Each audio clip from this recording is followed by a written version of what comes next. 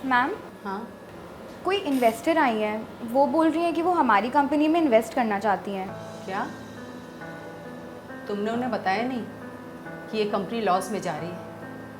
और अगर वो यहाँ इन्वेस्ट करेंगे तो उन्हें कोई प्रॉफिट नहीं होगा। मैम, मैंने उन्हें सब कुछ बता दिया है। वो फिर भी बोल रही हैं कि उन्हें प्रॉफिट से कोई मतलब नहीं है। वो बस ये चाहती हैं कि हमारी कंपनी चलती रहे। कमाल है। अच्छा जाओ, अंदर भेजो उन्हें, मैं बात करती हूँ। Okay ma'am.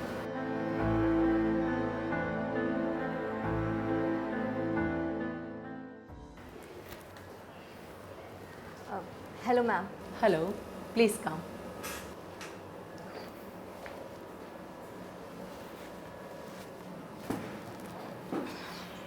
Ma'am, I think मेरे असिस्टेंट ने इस कंपनी की ग्रोथ के बारे में आपको सब कुछ बता दिया होगा।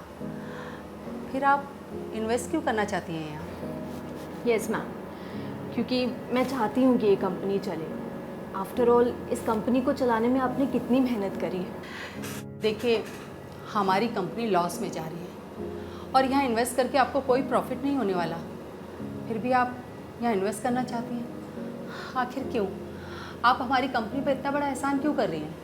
मैम, मैं आप पर कोई एहसान नहीं कर रही, मैं तो सिर्फ आपकी हेल्प करना चाहती हूँ।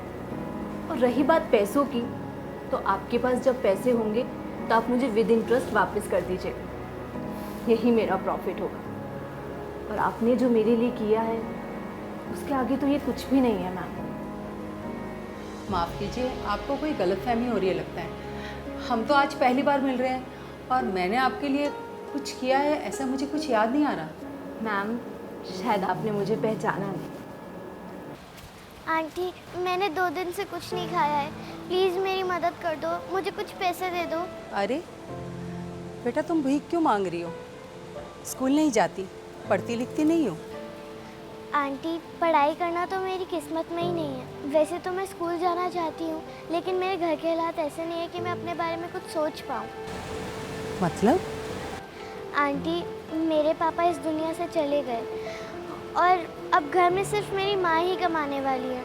कुछ दिनों से उनकी तबीयत भी ख़राब रहने लगी है, तो बस उनकी मदद करने के लिए मैं ये सब करती हूँ।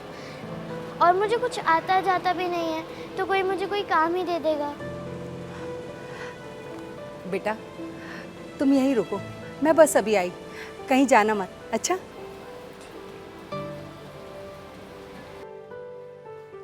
ये लो बेटा। आंटी, ये सब क्या है? ये पेंसिल्स हैं। आज के बाद तुम भीख नहीं मांगोगी, बल्कि अपनी मेहनत से कमा कर खाओगी।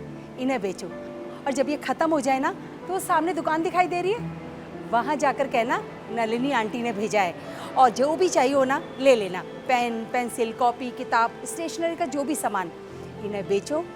इन्हें बेचकर जो पैसे मिले ना, उन्हें अपने ऊपर खर्च करो और थोड़े पैसे बचाना ज़रूर।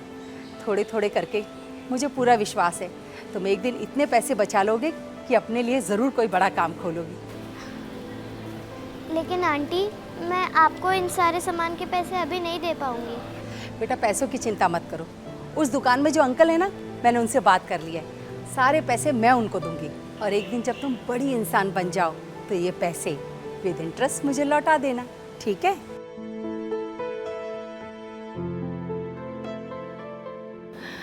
श्रद्धा, ये तुम हो?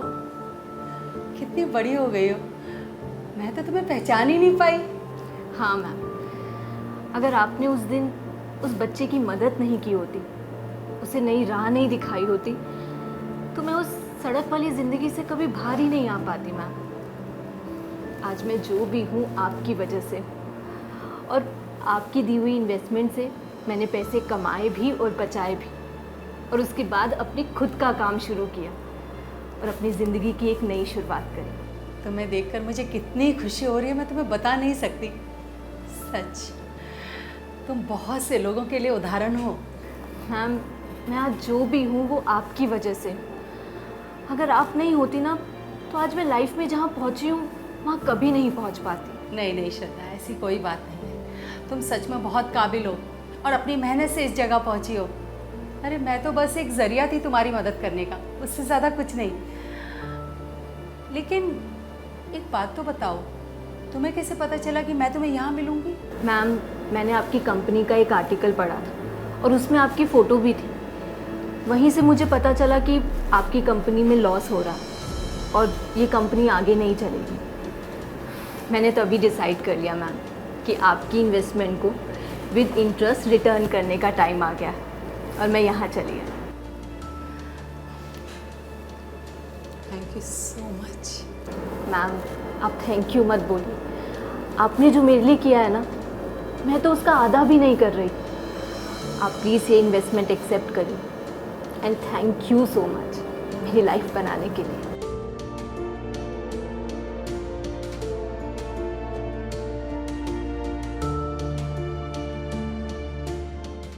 जोर से बोलो हैप्पी